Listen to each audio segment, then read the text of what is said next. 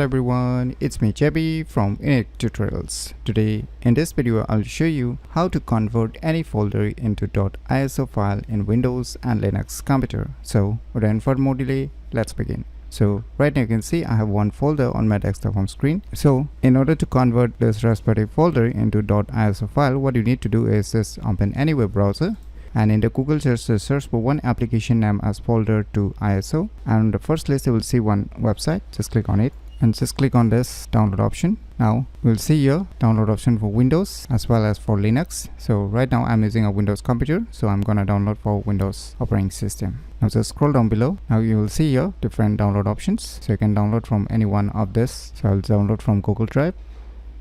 So finally the file has been downloaded, so let me go to the folder where it is being downloaded and let me close this web browser. So just double click it to extract this file. Click on extract.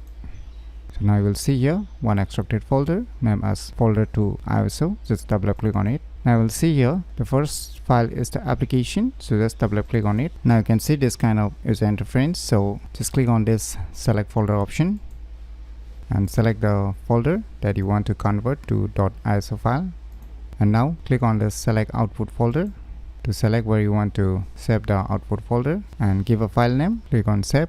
You can give a ISO level also depending upon your needs, and keep the settings as it is set by default. And now you will see here generate ISO. Just click on it. So finally the process has been completed. Now you can just close it.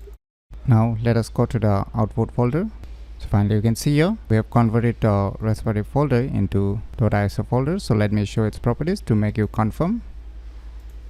So you can see here it's a .iso file, as you can see here. So by using this application name as folder to ISO, you can easily convert any folder into .iso file in Windows and Linux computer very easily. So if you never known about these cool tricks, then you should definitely give it a try. So if you find this video tutorial useful, please click on the thumbs like button, and if you're new to our channel, click on the subscribe button, and lastly, thanks for watching.